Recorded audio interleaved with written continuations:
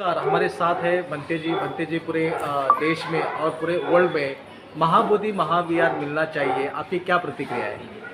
ये एक्चुअली महाबोधि महाविहार जो है ना वो बुद्ध विहार है, तो ये मिलना चाहिए। बुद्धिस्ट को तो मिलना चाहिए।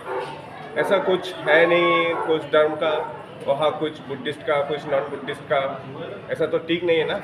तो ये बुद्धिस्ट को मिलना चाहिए, ये लॉजिकली है। आता आपल्याला साहेब आहेत, बनतेंची मागणी आहे की महाबोधी महाविहार मुक्त झालं पाहिजे, त्याच्यावरती कब्जा केला गेलेला आहे. आपली काय प्रतिक्रिया आहे एक उपासक म्हणून? महाबोधी विहार हे बौद्धांचं पवित्र स्थळ आहे आणि हे पवित्र स्थळ बौद्धांच्या ताब्यामध्ये देण्यात यावं असे भारतामधून प्रत्येक ठिकाणी आंदोलन झालेले आहेत.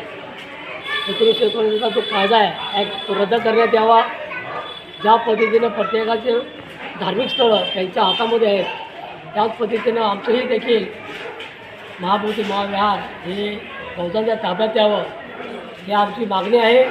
केंद्र शासनाला भारत सरकारला जोपर्यंत हे आमच्या ताब्यात मिळणार नाही येत नाही तोपर्यंत आम्ही हे आंदोलन करत राहू.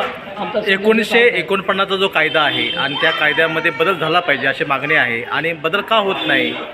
कारण बदल होत नाही याचं कारण एवढंच आहे की त्या विहारावरती जी समिती आहे त्या समितीमध्ये काय मनोवादी लोक घेतलेले आहेत आणि त्याच्यामुळं हा कायदा बदली करत नाही.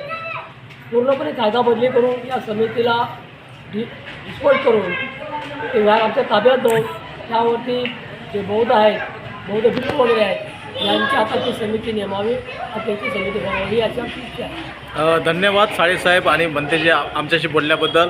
आणि यांचे संपूर्ण देशभर महाबोधी महाविहार मुक्ती आंदोलनासाठी जे आंदोलन सुरू आहे त्या आंदोलनाला आज आम्ही ह्या बुद्धविहार आहे धम्मज्योती बुद्धविहार, ह्या बुद्धविहाराच्या वतीने बनतेजींनी आणि धम्म उपासक साहेबांनी पाठिंबा दिलेला आहे.